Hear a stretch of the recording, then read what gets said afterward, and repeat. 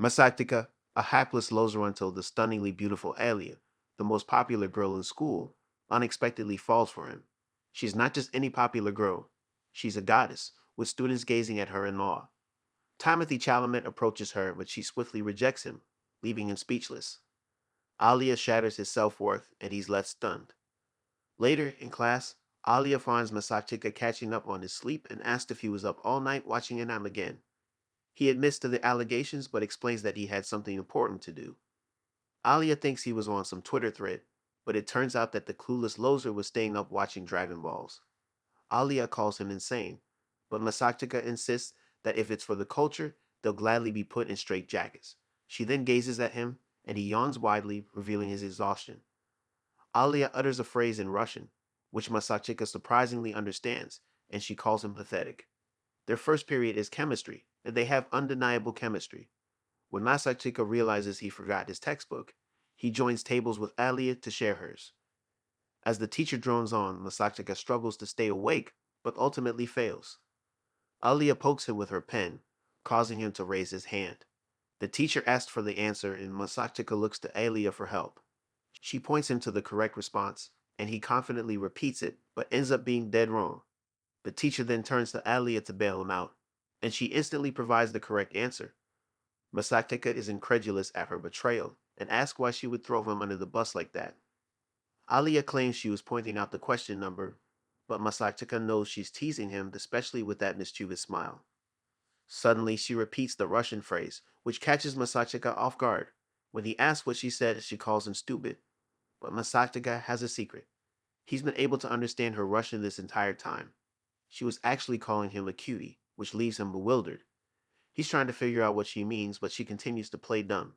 He understands her because he played with a Russian girl when he was a kid, but he never thought he'd find himself being teased by a Russian beauty who doesn't know he can understand her.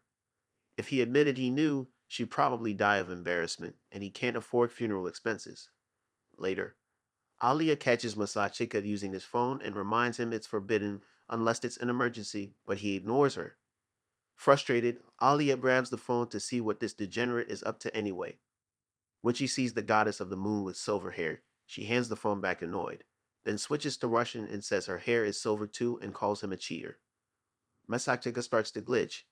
When he asks what she said, she calls him a game junkie. The airhead immediately loses focus and starts explaining how he's not a true junkie since he doesn't have his own Twitch stream.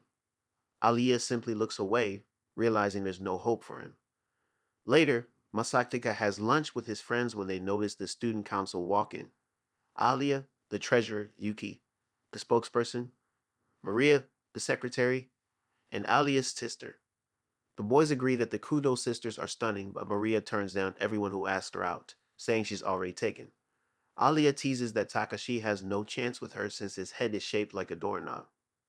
Takashi calls him out on being full of it just because he's friends with Alia.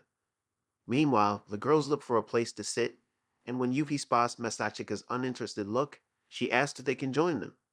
The boys agree and the girls join them.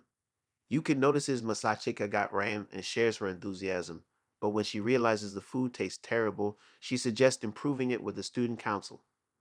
Masachika warns her not to bring personal preferences into admin matters, but she fondly tells him she's only joking. At that moment, Alia looks at Yuki disapprovingly and asks their friends if they're friends too. Yuki explains they've known each other since childhood, but Alia warns her that being friends with her isn't exactly fun. The boys decide to take their lunch elsewhere, and Takeshi explains that the girls are too shiny for their virgin eyes. Once they're gone, Yuki inches close to Masachika and asks if he's considered her idea of joining the student council. Masachika declines, saying he'd rather watch paint dry. Yuki tells Alia that Masachika used to be her vice president in middle school and is very capable. Alia switches to Russian, saying she doesn't need to be told that. Later, Yuki says her goodbyes, and Alia is surprised any girl would be friends with him. Masachika points out that she's his friend, which surprises Alia, and she suddenly walks away, leaving Masachika confused. Later, Masachika dreams of the good old days when he used to play with a blonde Russian girl. When he wakes up, he remembers studying Russian to talk to her, but doesn't recall her name.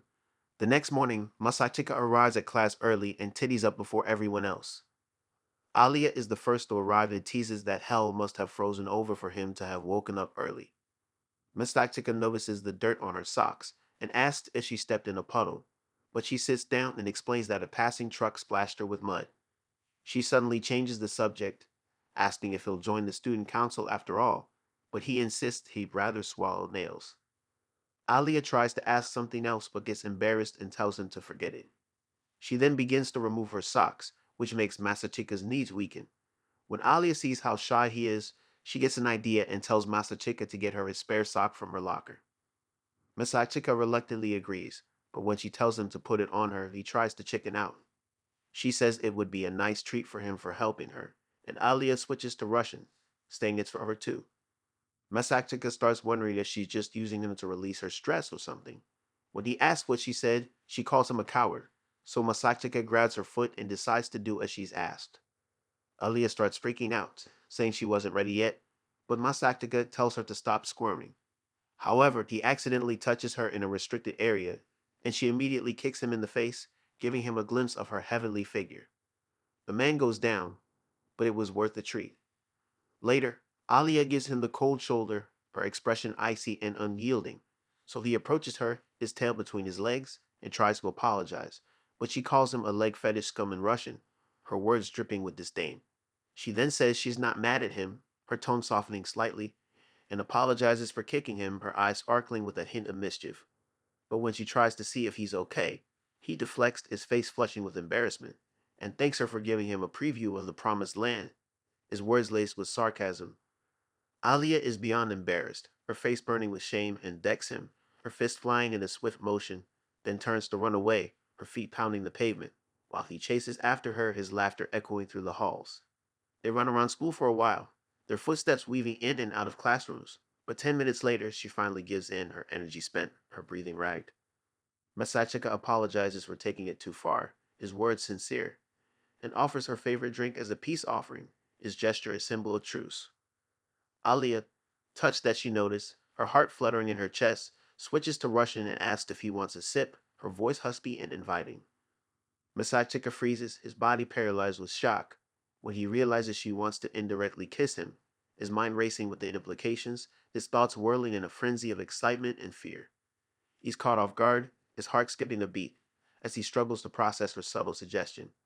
But he chickens out, his courage failing him miserably, and pretends not to know what that means, his face a mask of faint ignorance, a poor attempt at hiding his true feelings. As usual, she changes the translation, her words dripping with sarcasm and last of herself. Thinking he doesn't understand a word she's saying, her eyes sparkling with amusement, her gaze gleaming with playful teasing. She finds his reaction endearing, her smile growing wider, as she enjoys the thrill of flirting with him.